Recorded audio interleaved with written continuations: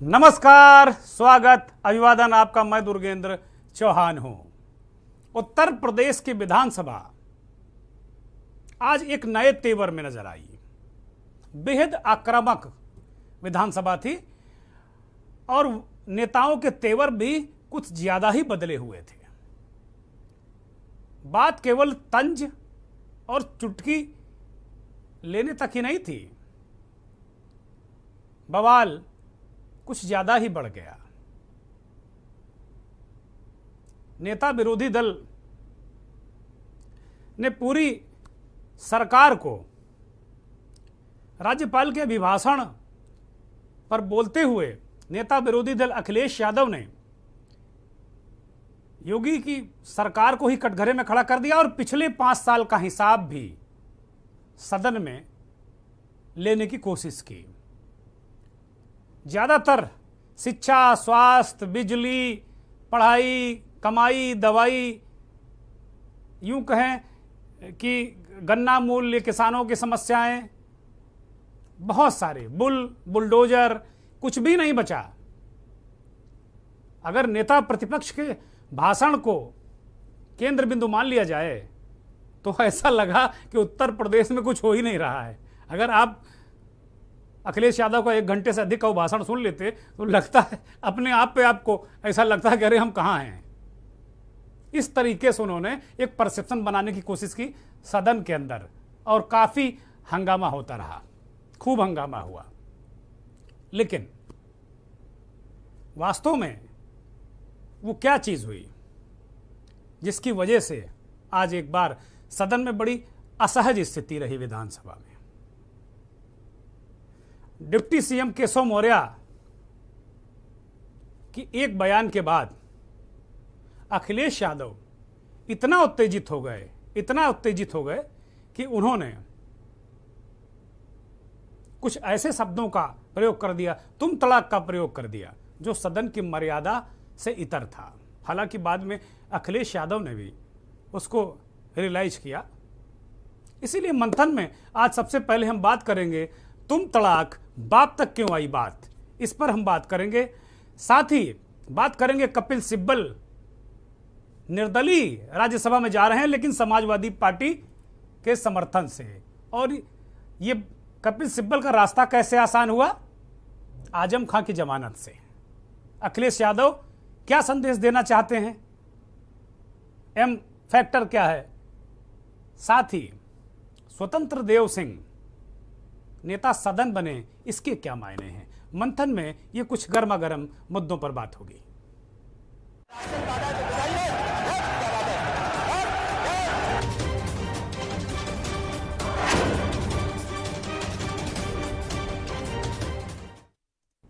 हंगामा, भयंकर हंगामा। बजट तो कल पेश होगा। बहुत लंबा चौड़ा आक्रामक बजट पेश करने की तैयारी हो रही है। वित्त मंत्री सुरेश खन्ना तैयारी कर रहे हैं। कल 26 तारीख को उत्तर प्रदेश का बजट पेश किया जाएगा। लेकिन राज्यपाल के अभिभाषण पर आज नेता प्रतिपक्ष अखिलेश यादव को बोलने का मौका दिया गया। 45 मिनट का वक्त विधानसभा अध्यक्ष सतीश महाना ने उन्हें दिया था, लेकिन वो काफी ज्यादा अपने जो निर्धारित वक्त है उससे काफी ज्यादा बोले और तमाम मुद्दों पर उन्होंने बातें कही। अखिलेश यादव ने उन्होंने कहा कि उत्तर प्रदेश की विधानसभा इस बात की गवाह है कि हमने यहां बैठकर बहुत सारी योजनाएं बनाई, लेकिन अब हालात बहुत खराब हो गए हैं। कानून व्यवस्था पर उन्होंने सरकार को घेरा, कहा हत्याओं के मामले में Uttar Pradesh number 1, cyber crime के मामले में उत्तर प्रदेश नंबर 1, महिला अपराध के मामले में बहुत तरक्की कर रहा हमारा प्रदेश, अधिकारी सरकार चला रहे हैं, सदन में बैठे नेता सरकार नहीं चलाते। फिर वो एक्सप्रेस वे पर आ गए। उन्होंने कहा कि भाई जो हमने एक्सप्रेस वे बनवाया उसमें नेता लोग आते हैं और सरपट दौड़े चले जाते हैं। जो पूर्वांचल एक्सप्रेस वे की हमने परिकल्पना की थी, शिलान्यास किया था, उसकी जो जिस तरह की परिकल्पना हमने की थी वो उस तरीके का नहीं बना। उसमें ये कहा गया कि भाई बहुत पैसा बर्बाद किया है आगरा एक्सप्रेसवे में, तो अब इसे ज़रा हम कम पैसा लगाकर बनाएंगे। उसका जो चलने का जो रोड की जो सड़क है एक्सप्रेसवे, उसका जो स्लोप है, जो उसमें जो आराम से चलने के लिए जो व्यवस्थाएं होती हैं वो नहीं की गई। अखिलेश यादव ने तंज किया, चुटकी भी ली कि जो पूर्वांचल एक्सप्रेसवे है उसमें अगर आप जाएंगे तो आपको कमर की समस्या हो जाएगी, पेट दर्द हो जाएगा, इस तरीके की बहुत सारी समस्याएं उन्होंने उठाई। यही नहीं, उन्होंने ये भी कहा कि भाई बिजली, जब विधानसभा में बिजली कटौती हो गई तो अब किस बात की बात कर रहे हैं। बिजली जो व्यवस्था आपने की रही, ट्रांसमिशन आपने व्यवस्था की नहीं, आपने बिजली घर लगाए नहीं, बिजली ने आपकी गर्मी निकाल दी। उस बार बार इस बात पर वो जोर देते रहे, गर्मी शब्द को बार बार ये कहते रहे कि भाई ये खराब शब्द नहीं है, ये खराब शब्द नहीं है। उनका इशारा मुख्यमंत्री की तरफ था। वो कह रहे हैं कि गर्मी बिजली ने निकाल दी, और जब बिजली ने आपकी गर्मी निकाल दी, सरकार की गर्मी निकाल दी, विधानसभा में ही बिजली गायब हो गई, तो उत्तर प्रदेश की क्या बात करें। वो आपने अपने घोषणा पत्र में कहा था कि हम बिजली देंगे 24 घंटे शहरों में, और आप दे नहीं पा रहे हैं। उन्होंने कहा कि एक सदस्य कह रहे थे कि कुछ ही जिलों, कुछ घरों में बिजली आती थी। ये झूठ बोल रहे हैं, उनको पता नहीं है। अब स्थिति ये है कि बिजली विधानसभा में नहीं आती है, और आप जब आपकी गर्मी आपके सिस्टम ने निकाली तो आपने अधिकारियों की गर्मी निकाल दी, उनको सस्पेंड करके। तो ये गर्मा गर्मी सदन में चल रही थी। उसी बीच केशव मौर्य ने कुछ तंज कसा इस पर, तो उन्होंने कहा कि देखो जनता ने इनकी भी गर्मी निकाल दी इस बार। यहीं से मामला कुछ गड़बड़ाया अखिलेश और केशव मौर्य के बीच में, और फिर वो जो तस्वीरें सामने आई वो हम कहेंगे जरा दिखाई जाएं।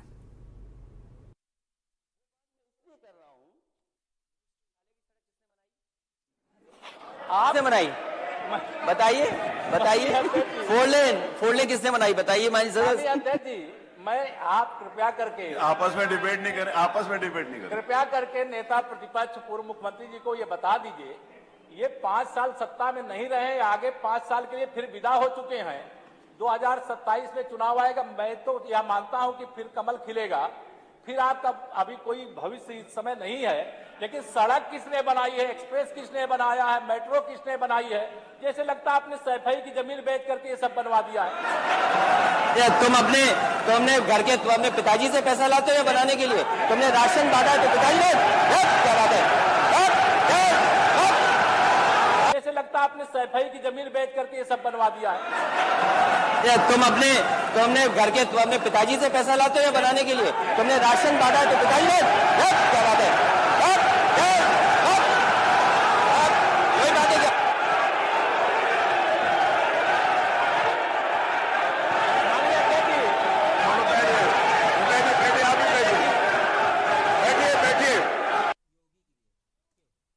अब ये बवाल, ये उत्तर प्रदेश के इतिहास में इस तरीके के बवाल बहुत हुए हैं, लेकिन सबसे महत्वपूर्ण बात है कि जो तुम तड़ाक से शुरू हुई बात बाप तक आ गई। ये दुर्भाग्यपूर्ण है। अखिलेश यादव को अपने शब्दों पर संयम बरतना चाहिए था। हालांकि उन्होंने कहा कि आपके पिताजी, उन्होंने जी लगाया, इसमें कहीं कोई संदेह नहीं है, लेकिन ये बात आई क्यों? भाई आप नेता हैं, वो चाहे भारतीय जनता पार्टी के लोग हों, वो अखिलेश यादव के पिताजी की तरफ उन्हें नहीं जाना चाहिए। हालांकि इस सदन में केशव प्रसाद मौर्य ने इस बात को कहा कि आपको तो कुर्सी आपके पिता की वजह से मिल गई।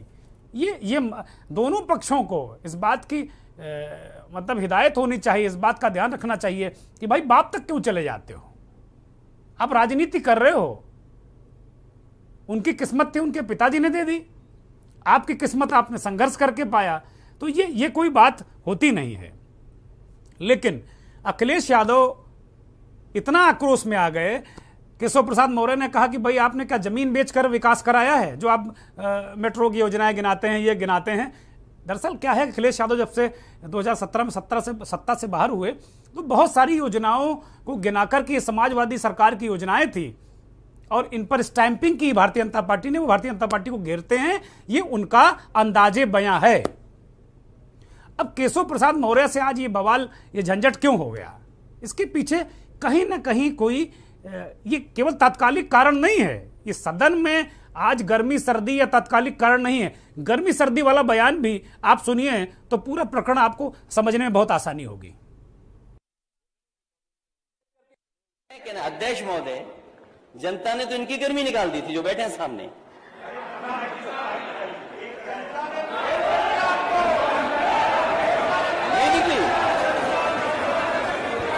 नहीं, देखो गर्मी गलत शब्द नहीं है, गर्मी गलत शब्द, गलत शब्द क्यों मानते हो इसको? अरे अब तो खुश रहिए। और देखिए क्या हुआ, फिर गर्मी निकली, फिर डिप्टी सीएम बन गए। अब आप बताइए किसकी गर्मी निकली अगर आप डिप्टी सीएम बन गए तो? ये क्या बात हुई? ये हार गए तो बात हारे कि नहीं हारे? हम तो स्वीकार करते, जो जनता ने का दावा करने वाले सतर्क पे रह गए और का दावा मैं नहीं कर रहा था, आप कर रहे थे। ठीक है, हम सतर्क पे रह गए, लेकिन आप पलट करके देखिए। मैं कहना अध्यक्ष, कुल मिलाकर अगर देखा जाए तो गर्मा गर्मी यहीं से शुरू हुई, गर्मी के बयान को लेकर। और ये बिजली की गर्मी से लेके अंत में अखिलेश और केशव प्रसाद मौर्य जो डिप्टी सीएम है, उन दोनों की गर्मी के बीच आके मसला निपटा। और ये ज्यादा ही कुछ गर्मी आज सदन में रही। और ये गर्मी अभी हाल का मसला नहीं है, ये चुनाव के दौरान पश्चिमी उत्तर प्रदेश में मुजफ्फरनगर में चुनावी सभा में गर्मी सर्दी की बातें मुख्यमंत्री और योगी आदित्यनाथ ने की थी, जब भारतीय जनता पार्टी को सत्ता में दोबारा लाने के लिए प्रयासरत थे। और वो लगातार चुनावी सभाओं में कह रहे थे कि हम गर्मी निकाल देते हैं। उनका एक बयान बड़ा चर्चित हुआ था कि वो 47-48 डिग्री की गर्मी में शिमला बना देते हैं। तो वो गर्मी लगातार अभी भी सड़क से लेके सदन तक वो गर्मी बरकरार है। लेकिन सबसे अच्छी बात यह है कि इस पूरे प्रकरण में मैं पूरी विधानसभा की कार्रवाई को देख रहा था, बहुत गंभीरता से मैं इस पूरे प्रकरण से जुड़ा हुआ था। तो पूरा एक एक जो इसका उद्धरण है वो मुझे कंठस्थ है, याद है कि किस तरीके से ये चीज़ें बिल्डअप हुई, किस तरीके से अखिलेश यादव बोल रहे थे, किस तरीके से उन्होंने तीखे हमले किए। उनके हमलों पर भारतीय जनता पार्टी, मुख्यमंत्री जो नेता सदन हैं, उन्होंने बहुत गंभीरता से, पूरे तन्मयता से उन्होंने सुना नेता प्रतिपक्षों, इसमें कहीं कोई संदेह नहीं। और जब नेता प्रतिपक्ष बोल रहे थे तो एक दो अपवाद जो हैं, अपवादों को छोड़कर किसी भारतीय जनता पार्टी के सदस्य ने उन्हें इंटरप्ट नहीं किया, या इंटरप्ट करने की जब भी किसी ने कोशिश की तो विधानसभा अध्यक्ष सतीश महाना ने बखूबी अपनी भूमिका अदा की। और एक बात और देखने को मिली इस पूरे सदन में, मैंने तमाम विधानसभा की कार्रवाइयां देखी हैं, लोकसभा की कार्रवाइयां देखी हैं। अक्सर जो आसन पर बैठा व्यक्ति होता है, जो पीठासीन अध्यक्ष या पीठासीन अधिकारी होता है, उस पर आरोप लगता है कि वो सत्ता पक्ष को ज्यादा तवज्जो देता है या विपक्ष की आवाज बंद करता है। कई ऐसे अवसर हैं सदन में। खुद मुलायम सिंह यादव ने लोकसभा में सुमित्रा महाजन को कहा कि भाई आप विपक्ष की आवाज बंद करती हैं। ओम बिरला पर आरोप लगे कि आप सत्ता पक्ष के साथ खड़े रहते हैं। पिछले विधानसभा अध्यक्ष हृदय नारायण दीक्षित पर भी विपक्ष लगातार इस बात का आरोप लगाता रहा कि वो सत्ता पक्ष को ज्यादा समय देते हैं, विपक्ष को समय नहीं देते। आज भी कुछ लोगों ने कहा है, विधायक लालजी वर्मा ने इस बात को कहा कि नहीं सतीश महाना जी, आप सत्ता पक्ष के लोगों को ज्यादा वो देते हैं। लेकिन वो महाना जी ने बिल्कुल साफ तौर पर इस बात को कह दिया कि नहीं भाई, जिसकी जितनी संख्या बारी उसकी उतनी हिस्सेदारी बोलने में। लेकिन एक विधानसभा अध्यक्ष की तौर पर अगर सतीश महाना को पूरा उनका एक्ट देखें तो बहुत संतुलित, और यही वजह थी। आज मैं सबसे बड़ी वजह अगर योगी आदित्यनाथ को मानता हूं तो दूसरी सबसे बड़ी वजह है कि सतीश महाना का जो न्यूट्रल व्यवहार था उसकी वजह से आज उत्तर प्रदेश की विधानसभा कलंकित होने से बच गई।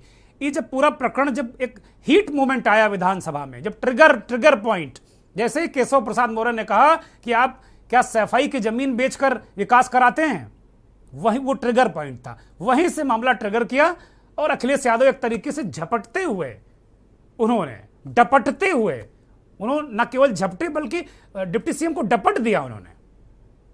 यह आचरण सदन में कम से कम नहीं हो सकता। उसके बाद मुख्यमंत्री योगी आदित्यनाथ ने जिस शालीनता से, जिस भावुकता से इस पूरे प्रकरण को संभाला, वो भी अपने आप में उत्तर प्रदेश विधानसभा के इतिहास में दर्ज किया जाएगा। योगी आदित्यनाथ को सुनिए।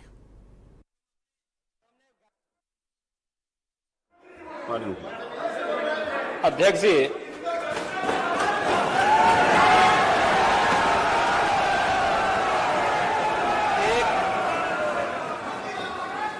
एक घंटे से अधिक एक अच्छा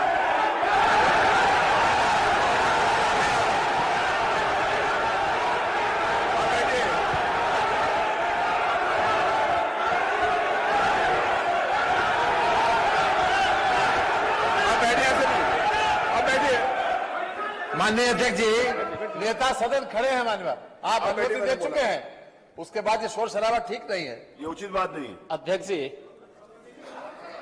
एक घंटे से अधिक पूरा सदन माननीय नेता प्रतिपक्ष को सुनता रहा। बड़ी शालीनता के साथ उन्होंने अपनी बात कही। विपक्ष के नेता का जो दायित्व था, उन्होंने अपने कर्तव्यों का निर्वहन किया। हम लोगों ने सुना। इस सदन में और सरकार के उप मुख्यमंत्री अपनी बात को रख रहे हैं, बीच में रनिंग कमेंट्री का मतलब क्या है? और दूसरा, एक सम्मानित नेता के खिलाफ असभ्य शब्दों का प्रयोग हो, तो शब्द का प्रयोग हो, तो ठीक नहीं है।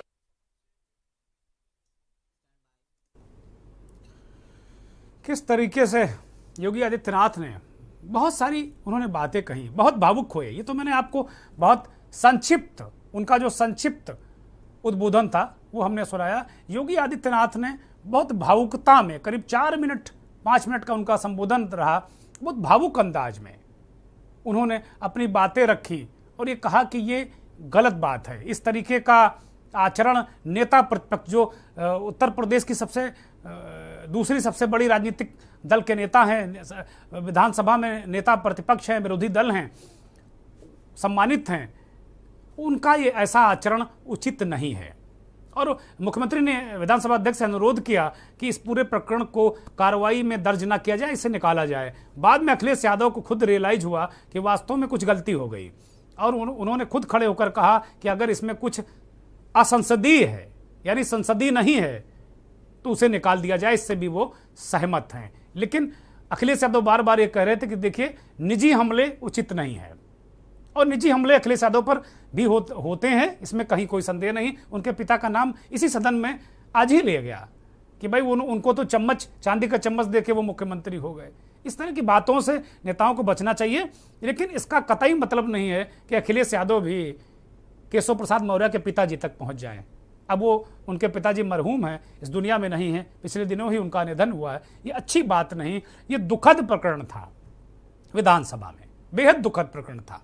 तो इसमें अगर गौर से हम देखें, अगर एक जर्नलिस्ट के रूप में, एक पत्रकार के रूप में अगर हम इस पूरे प्रकरण की निर्चीर विवेकी तरीके से अगर हम इसको देखें या इस पर कुछ कहें, तो सबसे जो महत्वपूर्ण बात रही कि योगी आदित्यनाथ ने तुरंत, जैसे ही स्थिति बिगड़ने वाली थी, मुख्यमंत्री और नेता सदन ने तुरंत कमान संभाली और उन्होंने, इससे पहले कि सत्ता पक्ष के सदस्य एक्शन में आते, मुख्यमंत्री ने कमान संभाल के पूरे प्रकरण को वहीं का वहीं रख दिया। और उन्होंने कहा कि भाई, रिएक्शन दूसरी तरफ से भी हो सकता है। अगर आप रिएक्शन करते हैं, आप एक्शन करेंगे तो रिएक्शन दूसरी तरफ से भी हो सकता है, वो स्थिति बहुत खराब होगी। और उन्होंने जो ये विवादित बात है या जो संसदीय बात नहीं कही अखिलेश यादव ने, उन्होंने कहा कि इसको कतई दर्ज ना किया जाए, क्योंकि आने वाली जो पीढ़ी विधानसभा में जो आएगी, उसके लिए कम से कम ये नजीर न बने कि उत्तर प्रदेश के विधानसभा में इस तरीके की बातें होती रहीं। बड़ी भावुक बात कही। और यूं कहेंगे, हमने तो जो महसूस किया बड़े कि योगी आदित्यनाथ बेहद आहत थे। आहत होने के कारण उनके शब्द भी थरथर कर रहे थे, बहुत आहत थे, बहुत आहत थे। और इतने संवेदनशीलता से उन्होंने बिंदु रखा। उनका गजब का संतुलन था, उनके शब्दों में गजब का संतुलन था। और अगर एक भी शब्द कहीं इधर उधर हो जाता तो बहुत मुश्किल होती, और मुख्यमंत्री अगर सही समय पर नहीं खड़े होते सदन में, तो जैसा उत्तर प्रदेश की विधानसभा में और देश के तमाम विधानसभाओं में जिस तरीके का दृश्य होता है, आप सबको पता है। शायद हम इसकी चर्चा अभी नहीं कर रहे होते इस मंथन में, हम उन दृश्यों की चर्चा कर रहे होते जो एक काला अध्याय लिखते। लेकिन अच्छी बात रही कि सूझबूझ के कारण, ये मुख्यमंत्री की सूझबूझ के कारण ये एक बहुत बड़ी घटना विधानसभा के अंदर, या एक बहुत बड़ा एक प्रकरण जो शायद काले अक्षरों में दर्ज किया जाता, उससे बच गए। लेकिन सबसे महत्वपूर्ण बात यह है कि मुख्यमंत्री ने जहां इस पूरे प्रकरण को संभाला, वहीं विधानसभा अध्यक्ष सतीश महाना की जितनी तारीफ की जाए वो कम है। सतीश महाना ने सदन का विश्वास इतने कम समय में हासिल कर, जबकि पहला सदन है, ये पहला सदन है। लेकिन बहुत वरिष्ठ विधायक हैं वो, और इस सदन में बहुत वर्षों से हैं वो, 92 से इस सदन में हैं विधानसभा में। तो उनको सत्ता पक्ष और प्रतिपक्ष दोनों का विश्वास हासिल है। ये बात आज देखने को मिली, केवल कहने की बात नहीं है। जब ये केशव प्रसाद मौर्य और अखिलेश यादव का प्रकरण हुआ, तो सतीश महाना अपने आसन से उठ खड़े हुए और उन्होंने जिस सदस्य को कह दिया बैठ जाइए, वो बैठ ही गया। एक गजब की कमांड थी विधानसभा अध्यक्ष की। पक्ष भी उनका उतना ही सम्मान कर रहा था और विपक्ष भी उतना ही सम्मान कर रहा था। तो ये बहुत दिनों के बाद विधानसभा अध्यक्ष के रूप में या किसी भी सदन के पीठासीन अधिकारी के रूप में ये पहली बार देखने को मिला, और बड़े धैर्य के साथ उन्होंने सदन चलाया। कल रात 9 बजे तक विधानसभा चली, बहुत दिनों बाद ऐसा देखने को मिला। आज भी पक्ष और विपक्ष दोनों को पूरा मौका मिला। इस दुर्भाग्यपूर्ण घटना को अगर छोड़ दिया जाए तो अपने आप में ये पूरा सदन बहुत शानदार तरीके से चला। और ये वास्तव में इस तरह की चीजें सदन में नहीं होनी चाहिए कि भाई अपमानजनक बातें किसी के प्रति नहीं होनी चाहिए। लेकिन मेरा अपना मानना है कि ये मसला यहां से नहीं है, ये मसला केवल सदन के अंदर की गर्मा गर्मी नहीं है। ये मसला केशव और अखिलेश के बीच पहले का है, जहां तक मुझे ऐसा लगता है। और मैं बहुत जिम्मेदारी के साथ में कह रहा हूं कि केशव प्रसाद मौर्य ही भारतीय जनता पार्टी में वो नेता हैं जिन्होंने सबसे पहले, जब समाजवादी पार्टी इस चुनाव में हारी, तो सबसे पहले उन्होंने ट्वीट किया और कहा समाप्तवादी पार्टी। अखिलेश यादव को वही बात चुभी हुई है अभी तक, और बीच बीच में उनके ट्वीट आते रहते हैं, वो जो निजी हमले करते हैं मुलायम सिंह यादव पर, अखिलेश यादव पर। आज उन सबका, अखिलेश यादव यो कहे भरे बैठे हुए थे, उन सबका हिसाब किताब अखिलेश यादव ने सदन में किया। ये अपने आप में ये कोई प्रोत्साहित करने वाली बात नहीं थी, लेकिन होता है, ये स्वाभाविक है। और नेता भी इंसान ही हैं, ऐसा नहीं, लेकिन उनको कम से कम स्थान का ख्याल रखना चाहिए। इस मंच से हम कहते हैं कि अखिलेश यादव एक बड़े नेता हैं, उनको संयम बरतना चाहिए। देश के जाने माने राजनीतिक विश्लेषक बिलाल सब्जवारी साहब हमारे साथ जुड़ गए हैं। बिलाल भाई, स्वागत, अभिनंदन बहुत बहुत हमारे खास कार्यक्रम मंथन में। आज उत्तर प्रदेश विधानसभा का जो दृश्य था वो बहुत अच्छा नहीं दिखा मुझे, और जो स्थितियां देखिए, अखिलेश यादव जैसे नेता से कम थोड़ा संयम बरतने की जरूरत थी, उनको बरतना चाहिए था। ठीक है, दूसरा अगर आपको ट्रिगर कर रहा है, उस ओर ले जाना चाहता है, कम से कम आप तो बड़े नेता हैं, आप तो थोड़ा सा संयम बरतते। हालांकि मुझे लगता है पुरानी अदावत है केशव और अखिलेश में। बिलाल साहब, देखिए दुर्गेंद्र जी, इस तरह की घटनाएं खासतौर से विधानसभा के पटल पर होती रहती हैं, लोग जोग, टोका टाकी। लेकिन देखिए, विधानसभा की गरिमा को बनाए रखने की जिम्मेदारी फ्लोर मैनेजमेंट के एतबार से पार्टी के नेताओं की होती है, और स्पीकर की खासतौर से होती है कि वो विधानसभा का वातावरण को वो किस तरह से दोनों पार्टियों को, पक्ष विपक्ष को अपने कॉन्फिडेंस मिले कि अपने नेताओं के साथ संवाद स्थापित करके एक वातावरण बनाए ताकि प्रॉपर डिबेट हो सके। लेकिन जिस तरह से आज अखिलेश यादव ने एक टेम्परामेंट लूज किया, वो बता रहा है कि कहीं ना कहीं उनको ये बात चुभ गई, व्यक्तिगत हमले के रूप में उन्होंने लिया, और उसकी वजह से उन्होंने जो टेम्परामेंट लूज किया उसकी बानगी हम सब लोगों को देखने को मिली। देखिए, अक्सर क्या होता है कि मैच्योर्ड नेता की निशानी यही होती है कि वो व्यंग को, तंज को जितनी संयमता से ले और जितनी खूबसूरती से ले, उसमें उसका बड़ापन झलकता है। लेकिन आज बहुत समय बाद ये देखने को मिला कि अखिलेश यादव ने उनको, केशव मौर्य को डांटा भी, और जिस तरह से उनका टेम्परामेंट लूज हुआ वो बताता है कि कहीं ना कहीं वो ट्रिगर ऑफ हुए और उन्हें बात व्यक्तिगत रूप से चुभी। दरअसल ये लड़ाई दो बैकवर्ड्स नेताओं के बीच की भी है, और जिस तरह से उन्होंने एक व्यक्तिगत हमला किया अखिलेश पर, और जो सवाल उन्होंने पूछना चाहा था उसको उन्होंने पॉलिटिकल डायमेंशन में उन पर एक तरह से व्यंग करते हुए एक व्यक्तिगत हमला किया, वो उसका शिकार हो गए, और जिसकी वजह से वो अपना आपा खो बैठे, और जिस तरह से रिस्पॉन्स दिया वो उनके व्यक्तित्व पर, उन जैसे नेताओं पर इस तरह की ये सूट नहीं करता लगा मेरे को। जी वेलाल साहब, आप बने रहिए हमारे साथ। एक छोटा सा ब्रेक ले रहे हैं और ब्रेक के बाद जब हम लौटेंगे तो आजम खां की बात करेंगे, कपिल सिब्बल की बात करेंगे और अखिलेश यादव के एम फैक्टर की बात करेंगे।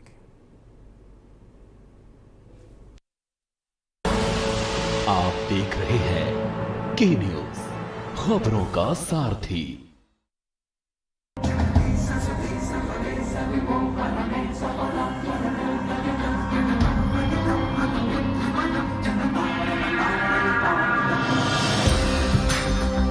चारों धामों का शुभ दर्शन हर तीर्थ से न्यारा है। सुरक्षित हो चार धाम यात्रा, ये प्रयास हमारा है। इस बार की चार धाम यात्रा को उत्तराखंड सरकार ने सुगम और सुरक्षित बनाने के लिए कई महत्वपूर्ण कदम उठाए हैं। यानी अब यहाँ आने के इच्छुक श्रद्धालु आधिकारिक वेबसाइट www.registrationandtouristcare.uk.gov.in पर अपना पंजीकरण आसानी से करवाकर इस आध्यात्मिक तीर्थ यात्रा पर आ सकते हैं। लेकिन ध्यान रखें, चार धाम यात्रा के सभी तीर्थ हिमालय के ऊंचे क्षेत्रों में स्थित हैं, जहां अत्यधिक ठंड, कम आर्द्रता, अल्ट्रा वायलेट रेडिएशन, हवा का कम दबाव जैसी अन्य चुनौतियां पार करनी होती हैं। इसलिए सुरक्षित यात्रा को ध्यान में रखते हुए स्वास्थ्य परीक्षण के बाद ही यात्रा के लिए निकलें। पहले से हृदय, श्वसन, मधुमेह और उच्च रक्तचाप के रोगी अपने डॉक्टर का पर्चा और दवाइयाँ और गर्म कपड़े साथ रखें। साथ ही ऊंचाई पर सतर्क रहें। स्वास्थ्य से संबंधित किसी भी तरह की जानकारी के लिए 104 और एम्बुलेंस के लिए 108 हेल्पलाइन नंबरों पर संपर्क करें। तीर्थ यात्रा हो मंगलकारी, उत्तराखंड ने की है तैयारी। गोल्डी हिंग का तड़का लगे तो सभी दबा के खाते हैं। गोल्डी हिंग कण कण में जान।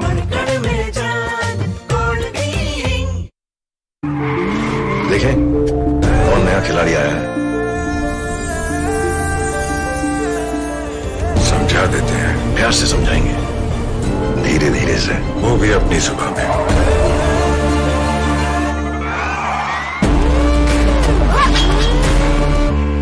ये तो अपनी जुबान है। जुबान एक हो तो दिल भी एक होने चाहिए। विमल बोलो जुबान केसरी।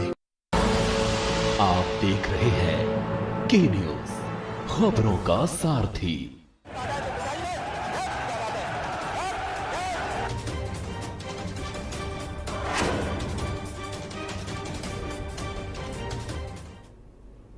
ब्रेक से वापस आ गए हैं और हम मंथन में बात करेंगे अखिलेश का एम फैक्टर। एम यानी मुस्लिम फैक्टर।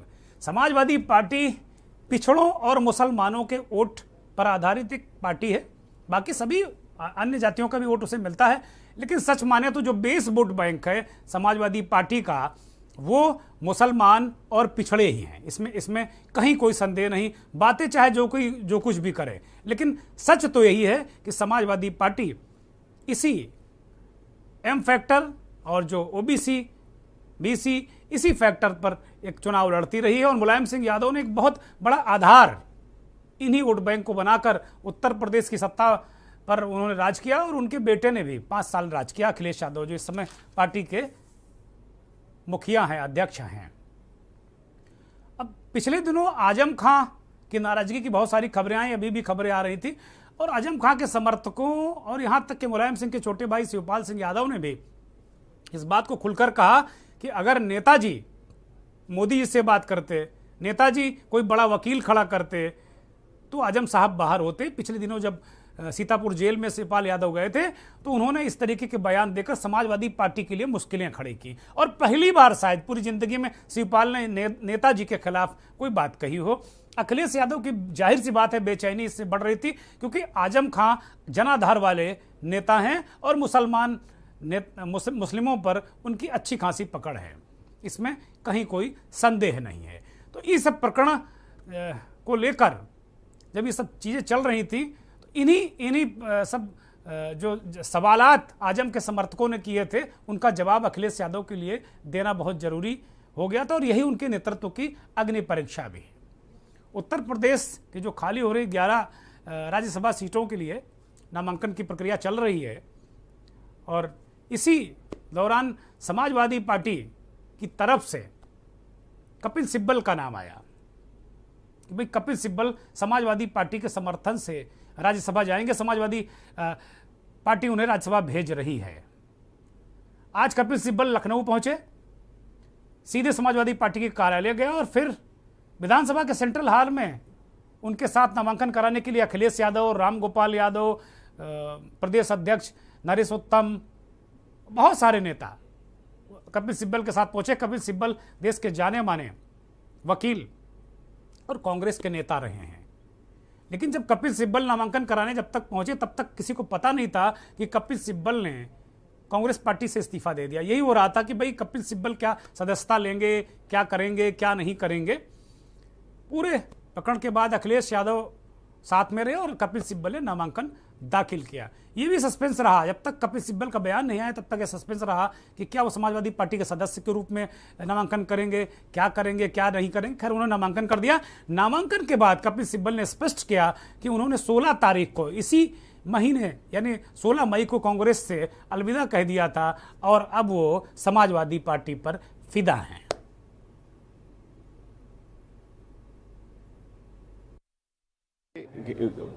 इतिहास में कम ही लोग इंडिपेंडेंट बनकर सदन में आते हैं, खासतौर पे राज्यसभा में। तो मैं समझता हूँ कि एक बहुत बड़ा मौका मुझे मिला है और ये अखिलेश जी, शिवपाल जी, आजम खान साहब ने मुझे दिया है और मैं एक इंडिपेंडेंट आवाज़ सदन में उठाना चाहता हूँ। अगर आप किसी दल में रहो तो निश्चित रूप से दल के जो डिसिप्लिन है उसका भी पालन करना पड़ता है। वोट भी विप के द्वारा देना पड़ता है, ठीक है ना। वो विप तो मुझे अभी लागू नहीं। तो मैं चाहूँगा कि जो देश में जो समस्याएं हैं एक इंडिपेंडेंट आवाज़ उठनी चाहिए। वो समस्याएं मैं सदन के द्वारा जनता के सामने रखूँ। कौन सी आवाज़ें आपको लगता है जिस समय जरूरी है? देखिए इस देश में बहुत सी ऐसी बातें हैं जो जनता तक पहुँचती नहीं।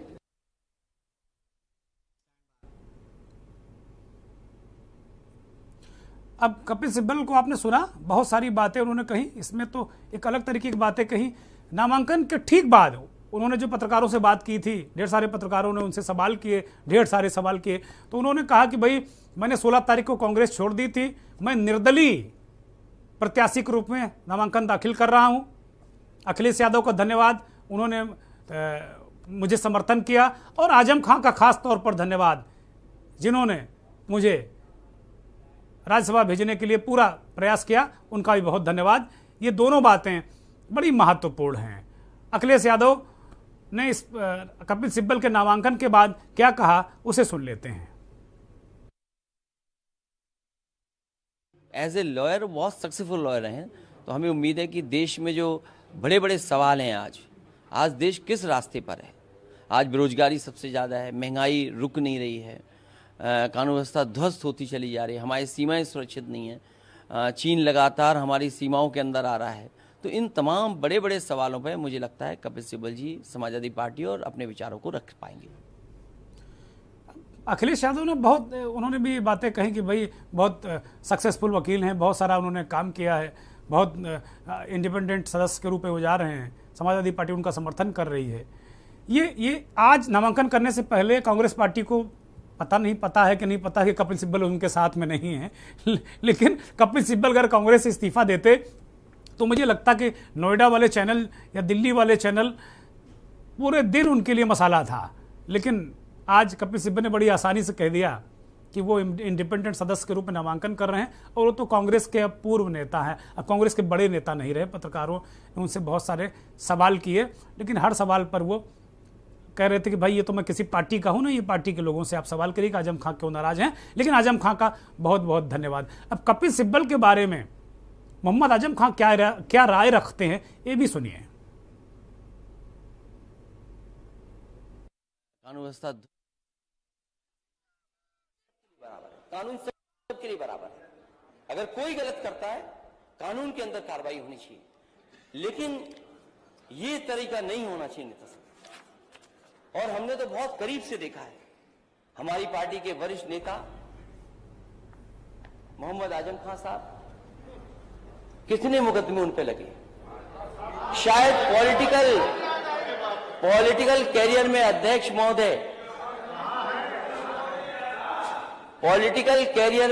महोदय इतने मुकदमे किसी पॉलिटिकल लीडर पे नहीं लगे होंगे जितने लगाए गए। और ये लगे नहीं, लगाए गए हैं। जिस समय वहां पर मुकदमे लिखाए जा रहे थे, मैंने उन लोगों से बात की जो मुकदमे लिखाने जा रहे थे।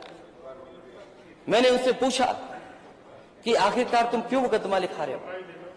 उन्होंने कहा कि हम पे इतना दबाव है कि जिसकी हम कल्पना नहीं कर सकते, और अगर हम मुकदमा नहीं लिखाएंगे तो हम जेल भेज दी जाएंगे। सो सोचिए, सरकार ये कर रही है। सरकार को न्याय दिलाने का काम करना चाहिए, निष्पक्ष होकर के काम करना चाहिए, लेकिन सरकार दबाव बना करके मुकदमा लिखा रही। वहां के जो जिलाधिकारी महोदय थे, मैं उन्हें अच्छी तरह जानता हूं, क्योंकि वो उनको अपने लिए काम नहीं कर रहे हैं। अगर यूनिवर्सिटी बनाई है तो समाज के लिए बनाई है, उन्होंने अपने लिए यूनिवर्सिटी नहीं बनाई है। वापस मुकदमा नहीं लगा यूनिवर्सिटी का, और कैसे मुकदमे लगे, किताब चोरी के कैसे मदद मिली है। और हमें उम्मीद है न्यायालय पे हमारे नेता के साथ न्याय होगा। हमें न्यायालय पे भरोसा है इस बात का, और न्याय, और मुझे उम्मीद है पूरा न्याय मिले। मैंने आपसे पहले, नेता सदन जानते होंगे, मैंने आपसे भी निवेदन किया था कि उन पे झूठे मुकदमे नहीं लगाए जाए। मैंने देश के प्रधानमंत्री जी से भी निवेदन किया था कि उन पे झूठे मुकदमे नहीं लगाए जाए। लेकिन आज सोचो, केवल राजनीति के लिए उन्हें फंसाया जाए। सब अखिलेश यादव ने उन सारे सवालों का जवाब सदन में दिया। आजम के समर्थक इस बात को कह रहे थे बराबर, शिवपाल यादव भी इस बात को कह रहे थे कि अगर नेताजी चाहते तो प्रधानमंत्री से बात करते, दबाव बनाते, कार्यकर्ता प्रदर्शन करते। अखिलेश यादव ने आज विधानसभा में उन सवालों का जवाब दे दिया, और उन्होंने कहा कि भाई आजम खां साहब के लिए हमने प्रधानमंत्री से भी गुजारिश की, मुख्यमंत्री से भी मिले। उन्होंने कहा नेता सदन जानते हैं कि मैंने उनसे गुजारिश की थी कि नहीं की थी। योगी आदित्यनाथ की गवाही दिलाने की कोशिश की, और इस बात को बार बार कहा कि नहीं, उन्होंने किस तरीके से बड़े नेताओं से बात की कि भाई उन पर झूठे मुकदमे लगाए जा रहे हैं। और उसके बाद फिर कानून की बात कही कि भाई सुप्रीम कोर्ट पर हमें भरोसा है, कानून पर भरोसा, कानून उन्हें राहत दे रहा। और बार बार कहा कि भाई आजम खां साहब हमारी पार्टी के बहुत सीनियर लीडर हैं, उन पर मुकदमे लगाए गए, भैंस चोरी, बकरी चोरी, किताब चोरी, इस तरह के मुकदमे लगाए गए, लगे नहीं लगाए गए। ये संदेश उन्होंने दिया, और इसकी वजह सिर्फ और सिर्फ ये है कि मुसलमानों को एक वो संदेश देना चाहते हैं कि जो आरोप आजम खां के समर्थक लगाते रहे हैं वो गलत आरोप हैं। समाजवादी पार्टी उनके साथ हमेशा खड़ी रही है, अभी भी खड़ी है। प्रधानमंत्री से वो मिले, मुख्यमंत्री से वो मिले, वो सदन के अंदर इस बात को प्रामाणिक तौर पर कह रहे हैं। सदन में कोई आदमी झूठ नहीं बोल सकता, ये माना जाता है। तो अखिलेश यादव सदन में कह रहे हैं, विधानसभा में इस बात को कह रहे हैं कि आजम के लिए हमने क्या क्या प्रयास किए। और अंततोगत्वा कपिल सिब्बल को समाजवादी पार्टी के समर्थन से, जबकि अभी वो समाजवादी पार्टी में शामिल नहीं हुए हैं, निर्दलीय हैं, तो एक निर्दलीय को एक दल का व्यक्ति क्यों, कोई दल उनको क्यों समर्थन देने लगा?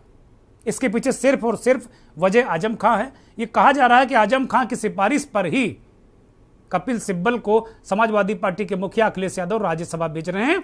और ये भले ही उनको इस बात की परवाह ना हो कि आजम खुश हैं या नाराज हैं, उनको इस बात की जरूर परवाह है कि जो उनका एम फैक्टर है वो कहीं ना बिगड़ जाए, मुसलमानों में ये गलत संदेश ना जाए कि अखिलेश यादव सिर्फ वोट लेते हैं। क्योंकि इन दिनों ये कहा जाने लगा था कि भाई घर हम अपना तोड़वाएं, जेल हम जाएं, देश विरोधी हम कहलाएं, तब भी आपको वोट दें, और जब हमारे ऊपर कष्ट आ जाए, पीड़ा हो, हमें आफत आ जाए तो आप साथ ना दें। ये जो आरोप हैं इनका अखिलेश यादव ने बड़ा पुरजोर तरीके से जवाब दिया है। और यही वजह है कि अखिलेश यादव ने आजम खां की जमानत कराने वाले, सुप्रीम कोर्ट से जिन्होंने आजम खां की जमानत कराई, जाने माने अधिवक्ता कपिल सिब्बल को राज्यसभा भेजने का निर्णय लिया। ये सिर्फ और सिर्फ अपने वोट बैंक को इंटैक्ट करने के लिए, जहां तक मैं समझ पा रहा हूं। आजम की हिमायत तो होगी, हो सकता है उनके अखिलेश के दिल में भी जगह हो आजम के लिए, और आजम के दिल में भी अखिलेश के लिए जगह हो, ये तो दोनों के दिल ही जानते हैं। लेकिन दल को भी बचाए रखना है, दिलों के साथ साथ दल बड़ा जरूरी, क्योंकि दल है तो सब कुछ है। अखिलेश यादव ने एक तरीके से दल को बचाने के लिए, ये कहा जा रहा था कि बड़ी टूट मुस्लिम विधायकों में हो सकती है, तो ये उसको संदेश देने की कोशिश की कि भाई मुलायम सिंह हो या उनके बेटे, वो खड़े हैं लोगों के साथ, जो उनके अपने लोग हैं। आजम खां उनके अपने हैं, उनके साथ खड़े हैं। आज आजम खां बाहर हैं। उन्होंने कहा कि भाई किस तरीके से स्थितियां परिस्थितियां वहां बनाई गई। यही नहीं, आजम पर ही नहीं बोले, साइजुल इस्लाम जो बरेली के विधायक हैं, उनका पेट्रोल पंप पिछले दिनों बरेली विकास प्राधिकरण ने बुलडोजर चला दिया, तोड़ दिया, उस पर भी अखिलेश यादव ने प्रहार किया। ये इंटैक्ट कि भाई जो विधायकों के साथ भी अन्याय हो रहा, उसमें भी हम साथ खड़े हैं। साइजुल इस्लाम मुस्लिम विधायक हैं, इसमें कहीं कोई शक नहीं। नेता विरोधी दल वो गए वहां समाजवादी पार्टी, और बहुत महत्वपूर्ण हमारे विधायक और सीनियर लीडर्स गए थे वहां पर। उन्होंने जो रिपोर्ट मुझे दी है, मैं वो रिपोर्ट सदन में पढ़ना चाहता हूं।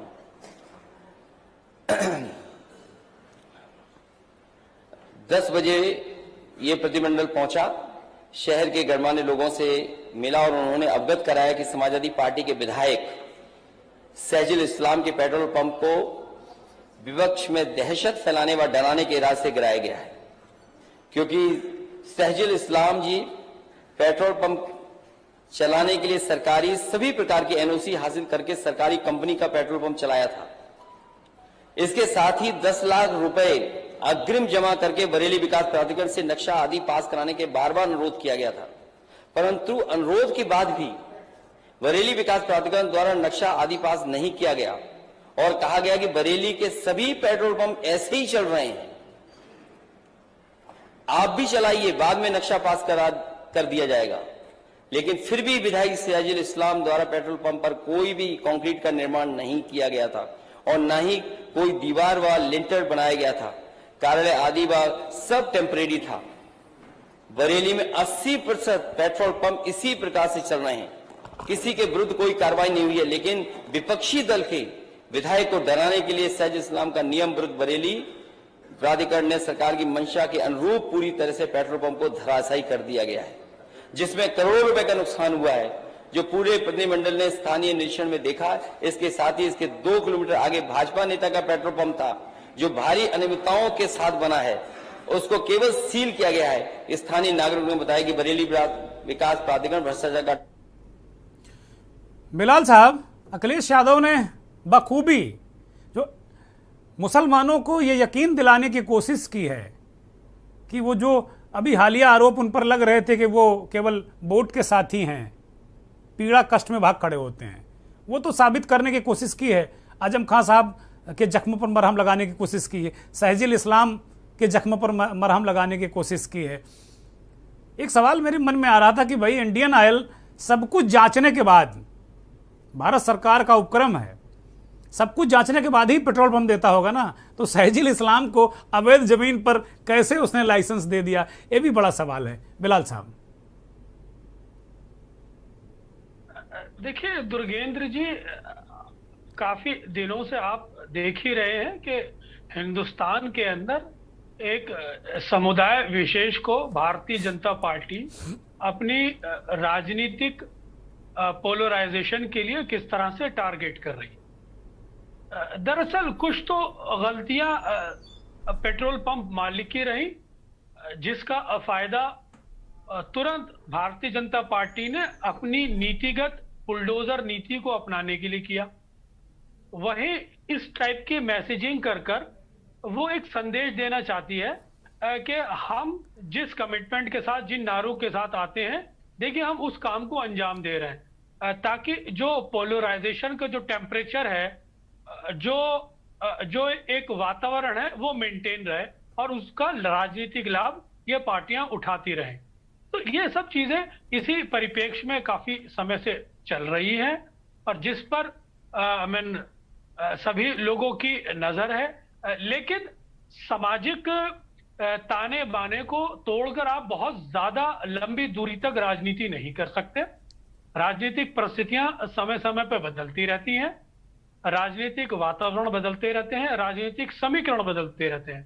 तो कोई ये सोचे कि वो सत्ता में बैठने का ऊपर से भगवान के यहां से पट्टा लिखवा के लिए आया, यह दरअसल बिल्कुल गलत है। ये गलत फहमी किसी को भी है वो निकाल लेनी चाहिए। अब रहा सवाल आजम खां से रिलेटेड उस राजनीति का। देखिए, आजम खां को लेकर फिलहाल समाजवादी पार्टी जो एक हीलिंग टच देने का काम कर रही है, जो एक मरहम लगाने का काम कर रही है, वो वक्त की एक जरूरत है। अगर समाजवादी पार्टी इस नीति को नहीं अपनाएगी तो हो सकता है वो खासतौर से मुसलमानों के बीच अपना एक वजन, अपनी एक साख खो देगी।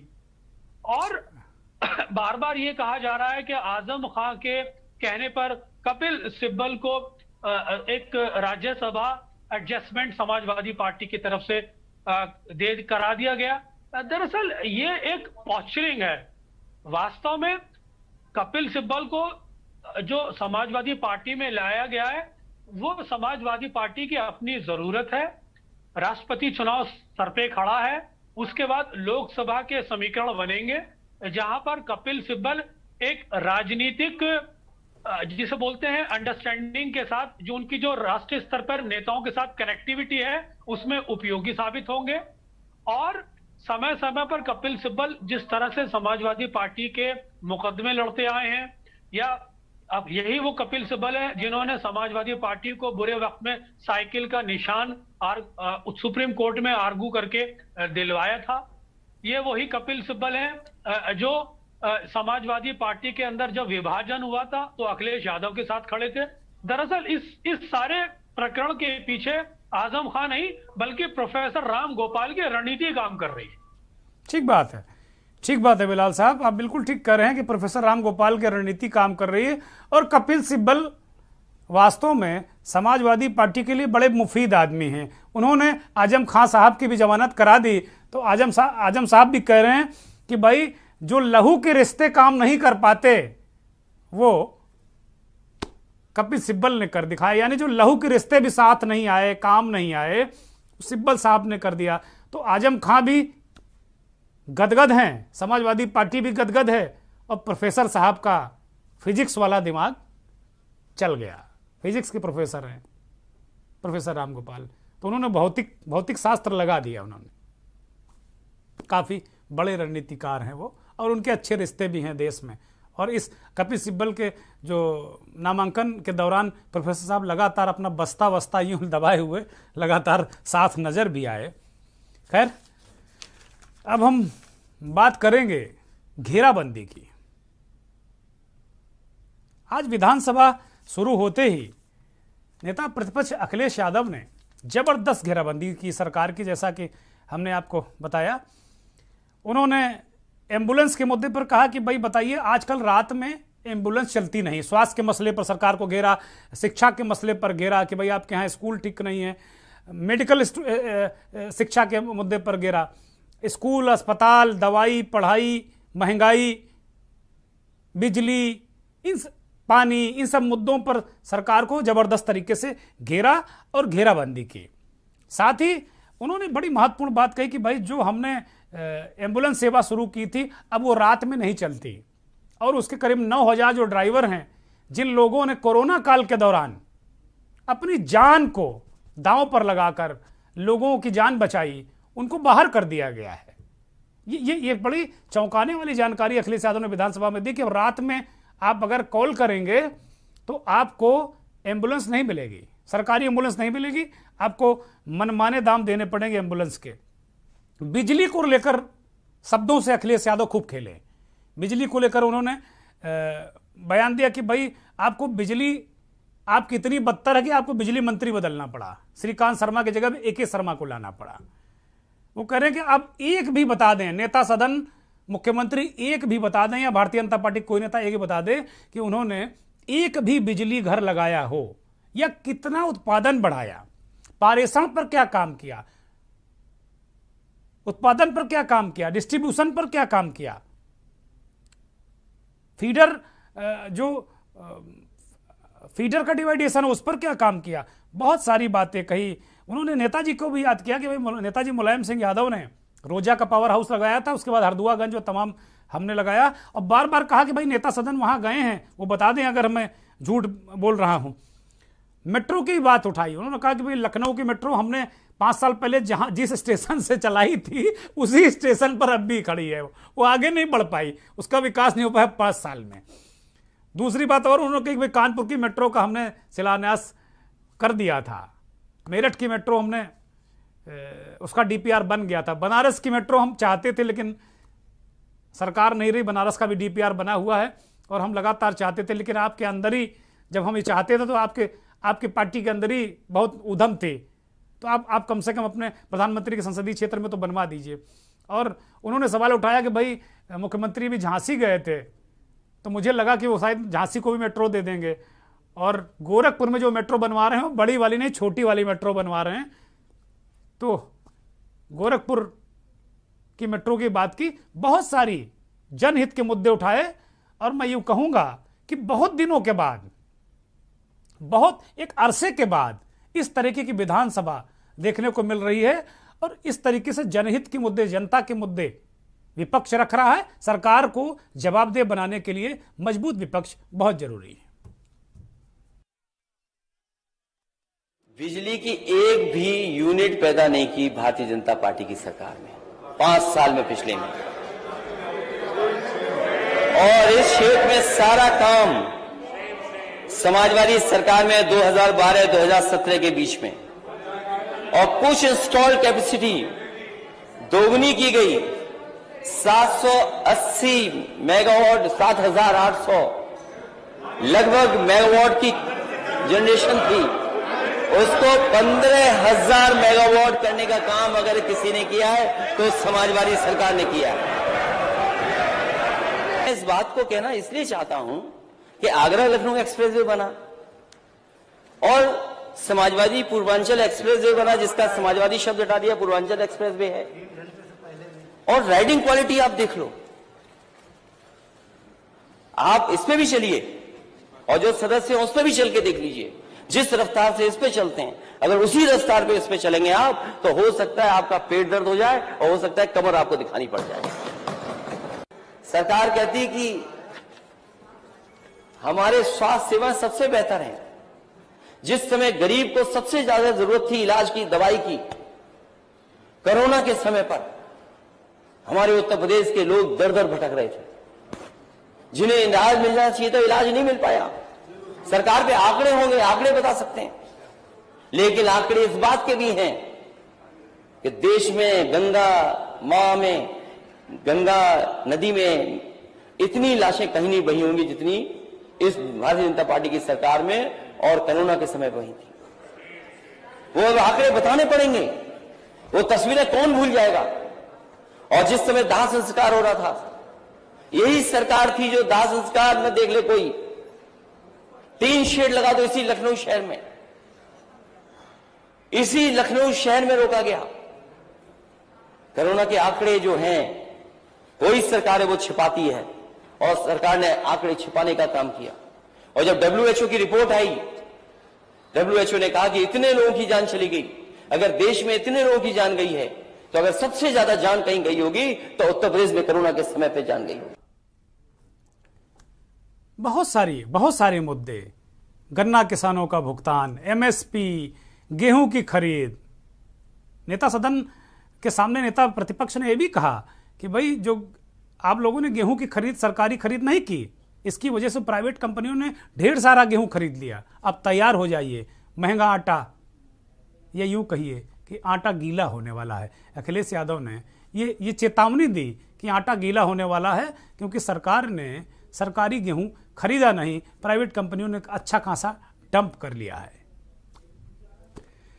अब हम बात करेंगे नेता सदन के मायने। ये तस्वीर आप देख लीजिए, पहचानते होंगे इन्हें। बड़े चर्चित नेता हैं, बड़े सौम्य सरल, हरदम मुस्कुराते रहते हैं। जब आप इनसे मिलेंगे तो बहुत मुस्कुराकर बड़ी गर्मजोशी से स्वागत करते हैं, वो चाहे कार्यकर्ता हो चाहे पत्रकार हो। बहुत विनम्र नेता हैं। विद्यार्थी परिषद के जमाने से इन्हें मैं जानता हूं। बहुत तपे हुए नेता हैं और बहुत धैर्यवान नेता, बड़ा इंतजार करते हैं धैर्य का। एक पत्रकार कह रहे थे कि आज से बहुत वर्ष पहले उन्होंने कहा था कि भाई भारतीय जनता पार्टी की बड़ी प्रचंड बहुमत से सरकार आएगी। तब उन पत्रकार महोदय ने यूं ही हंसी में बात उड़ा दी थी कि अरे भाई क्या कह रहे हो, अभी तो आपके विधायक कहीं अता पता नहीं सत्ता के इर्द गिर्द नहीं हो, 44-42 विधायक हैं। तो इतने दूरदर्शी नेता ये कहे जाते हैं। स्वतंत्र देव सिंह मौजूदा जल शक्ति मंत्री हैं, योगी आदित्यनाथ मुख्यमंत्री के सबसे करीबी मंत्री, नेता और उत्तर प्रदेश भारतीय जनता पार्टी के अध्यक्ष भी हैं। अभी हो सकता कुछ दिनों बाद ना रहेंगे, क्योंकि भारतीय जनता पार्टी में एक पद और एक व्यक्ति का सिद्धांत लागू है। लेकिन अब इस बार जब योगी 2.0 का गठन हुआ, दूसरी बार जब योगी आदित्यनाथ ने सरकार की कमान संभाली, तो जो पिछली सरकार में सरकार और संगठन के बीच जो मरमरी होती थी उसे दूर करने के लिए कोर कमेटी बना दी गई। इस कोर कमेटी में मुख्यमंत्री, दोनों उप मुख्यमंत्री, भाजपा के संगठन महामंत्री, भाजपा के प्रदेश अध्यक्ष और नेता सदन यानी मुख्यमंत्री मैंने बताया, और नेता विधान परिषद में नेता सदन, इतने लोगों की एक और कमेटी बनाई गई। इस कमेटी में चूंकि अब केशव प्रसाद मौर्य मुख्यमंत्री और डिप्टी सीएम के रूप में हैं, ब्रजेश पाठक डिप्टी सीएम के रूप में हैं, बाकी मैंने जो भी है आपको पता ही है। लेकिन अगर स्वतंत्र देव सिंह प्रदेश अध्यक्ष नहीं रहेंगे तो फिर इस कोर कमेटी से बाहर हो जाएंगे। और सूत्र ये भी कहते हैं कि मुख्यमंत्री हर कीमत पर उन्हें इस कोर कमेटी में रखना चाहते थे। यही वजह है कि स्वतंत्र देव सिंह को केशव प्रसाद मौर्य के सदन में रहते हुए, दिनेश शर्मा के सदन में रहते हुए नेता सदन बनवा दिया, बल्कि नेता सदन बनवा दिया विधान परिषद में। और अब वो विधान परिषद में नेता सदन है, यानी अब स्वतंत्र देव उस कोर कमेटी के सदस्य बने रहेंगे। बिलाल साहब, ये आखिरी सवाल है इस कार्यक्रम का कि किस तरीके से ये व्यूह रचना की गई, यानी नेता सदन के पीछे एक लंबी कहानी है, इसके मायने हैं बहुत सारे राजनीतिक। देखिए दुर्गेंद्र जी, स्वतंत्र देव सिंह बड़े ही परिपक्व और सौम्य स्वभाव के नेता हैं।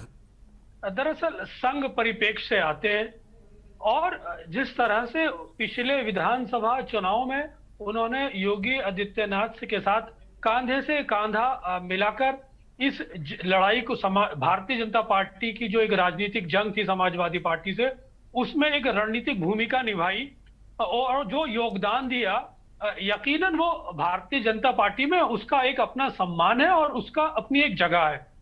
देखिए परिस्थितियां समय समय पर बदलती रहती हैं, इक्वेशंस बदलती रहती हैं, लेकिन मौजूदा समय में जिस तरह से इनको मुख्यमंत्री का एक आशीर्वाद प्राप्त है, उसको देखते हुए नहीं लगता कि ये कहीं भी अपना कोई पद खोएंगे या इनको किसी तरह भी साइडलाइन किया जाएगा। दरअसल इसके दो वजहें मैं मानता हूं। एक तो इनका संघ परिप्रेक्ष्य, संघ पृष्ठभूमि से आना, दूसरा योगी आदित्यनाथ की पसंद होना, ये दोनों कॉम्बिनेशन इनके साथ है और ये खुद अपने आप में इतने सक्षम नेता हैं कि विपरीत परिस्थितियों में भी ये अपना रास्ता निकाल लेते हैं। ठीक बात बिलाल साहब, बहुत धन्यवाद, बहुत शुक्रिया आपका हमसे जुड़ने के लिए और हमारे दर्शकों को बहुत सारी जानकारियां और बहुत अच्छा विश्लेषण करने के लिए। तो कुल मिलाकर स्वतंत्र देव सिंह इसलिए इतने महत्वपूर्ण है। आपको तस्वीर याद होगी, इस वक्त मैं दिखा नहीं सकता आपको क्योंकि उसका प्रकरण नहीं था, आज इस तरह का कोई प्रसंग नहीं था, लेकिन आपको वो तस्वीर याद होगी जिसमें जब पहली बार प्रेस कॉन्फ्रेंस के लिए योगी आदित्यनाथ आते हैं मीडिया के सामने, तो जो डिप्टी सीएम की कुर्सी होती है, मतलब माना जाता है कि सीएम के बगल में दोनों तरफ दो डिप्टी सीएम होंगे, तो एक डिप्टी सीएम ब्रजेश पाठक को खिसका कर सीएम के ठीक बगल में स्वतंत्र देव बैठ जाते हैं। उसी दिन तय हो गया था कि योगी आदित्यनाथ का राइट हैंड कौन है। ये तय हो गया कि स्वतंत्र देव ही राइट हैंड हैं, तो नेता सदन विधान परिषद में अगर वो बन गए तो कोई आश्चर्यजनक बात नहीं। और इसके पीछे स्वतंत्र देव का दृढ़ निश्चय और त्याग भी है। जब योगी आदित्यनाथ राजनीतिक रूप से खतरे में थे, ये कहा जा रहा था कि मुख्यमंत्री बदला जाएगा, उस वक्त पूरी हिम्मत के साथ में वो योगी आदित्यनाथ के साथ कंधे से कंधा मिलाकर खड़े हुए और उसका फल उन्हें अब मिल रहा है। अब चलते चलते में चलते हैं, और कल हमने मंथन में कहा था, क्योंकि समाजवादी पार्टी की महिला सभा के राष्ट्रीय अध्यक्ष जूही सिंह ने एक ऐसी तस्वीर पोस्ट की थी जो बहुत डराने वाली तस्वीर थी। एक सांड एक महिला को पटक पटक कर मार रहा था। मैंने कहा था कि चुनाव के दौरान बुल और बुलडोजर का मुद्दा उठा था, अखिलेश यादव लगातार बुल का मुद्दा उठा रहे थे। अच्छा होता कि जूही सिंह अपने नेता को ये तस्वीर भेजती और वो विधानसभा के अंदर ये मुद्दा उठाते। आज राज्यपाल के अभिभाषण की आलोचना करते हुए अखिलेश यादव ने बुल का भी मुद्दा उठाया। कहा प्रधानमंत्री ने बात की है कि भाई इससे किसानों को राहत दिलाएंगे, सरकार बताए कि आवारा जानवरों, नील गायों, घोषणा पत्र में है, नील गायों, सांड, इन जो बुल हैं, इससे वो कैसे किसानों को बचाएंगे। ये बहुत बड़ी समस्या। अखिलेश यादव ने जो एक मिल्कीपुर का उदाहरण दिया कि उस विधानसभा क्षेत्र में 12 लोगों को सांड ने पटक कर मार दिया, ऐसे अगर रिकॉर्ड निकलवाए जाएंगे तो पूरे प्रदेश में सैकड़ों लोग मारे गए हैं, उनके परिवार को मुआवजा दिया जाए। हम भी इस बात के समर्थक हैं कि जो गरीब किसान हैं, पीड़ित लोग हैं, जिनके परिवार के लोग मारे गए हैं, भारतीय जनता पार्टी की सरकार उनके लिए कुछ सोचे, अपने जो संकल्प पत्र में किए गए, घोषणा पत्र में किए गए वादे निभाए। बहुत बहुत धन्यवाद। नमस्कार। विनम्र अनुरोध है नेता प्रतिपक्ष से भी और जो अन्य विपक्ष के विधायक हैं, वो कम से कम इस तरीके के मुद्दे, इस तरीके के दृश्य कम से कम मुख्यमंत्री के संज्ञान में लाएं। हालांकि एक बहुत महत्वपूर्ण आपको बात ये बता रहा हूं आपसे विदा लेने से पहले कि ये जो वीडियो आपको हम दिखाएंगे, ये समाजवादी महिला सभा के राष्ट्रीय अध्यक्ष जूही सिंह ने ट्वीट किया है। बेहतर होता अपने राष्ट्रीय अध्यक्ष जी की तरफ इसको बढ़ा देती। वो आज सदन में अच्छा बोले थे, कल भी बोलेंगे। ये मुद्दा कम से कम कल सदन में उठ जाना चाहिए। बहुत बहुत धन्यवाद। नमस्कार।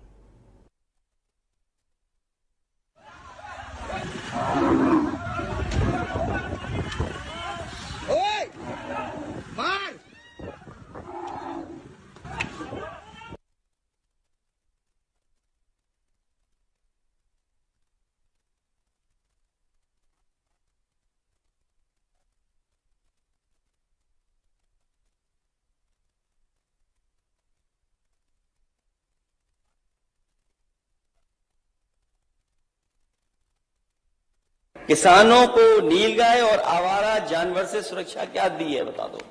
हमारे माननीय सदस्य बगल में बैठे हैं। एक ही विधानसभा में अभी तक 15 लोगों की जान जा चुकी है और किसी भी गरीब किसान की मदद नहीं की। अगर किसी गरीब की मदद की हो तो बता दो। और मैं तो कहूंगा सरकार से, वो सरकार के पास आंकड़े होंगे। हम सरकार में नहीं आए, लेकिन हमने अपने मैनिफेस्टो में लिखा था कि अगर कोई भी गरीब या किसान की खेत में जानवर के वजह से जान जाएगी, सांड के मारने से जान जाएगी, तो उस गरीब परिवार की मदद करेंगे। मैं चाहूंगा कि सरकार ऐसे तमाम गरीब परिवारों की मदद करे और अगर सूची मंगाना चाहे तो ये हमारे विधायक हैं, माननीय विधायक हैं, ये अपनी अपनी विधानसभा की सूची दे देंगे। मेरा विनम्र अनुरोध है। इस कार्यक्रम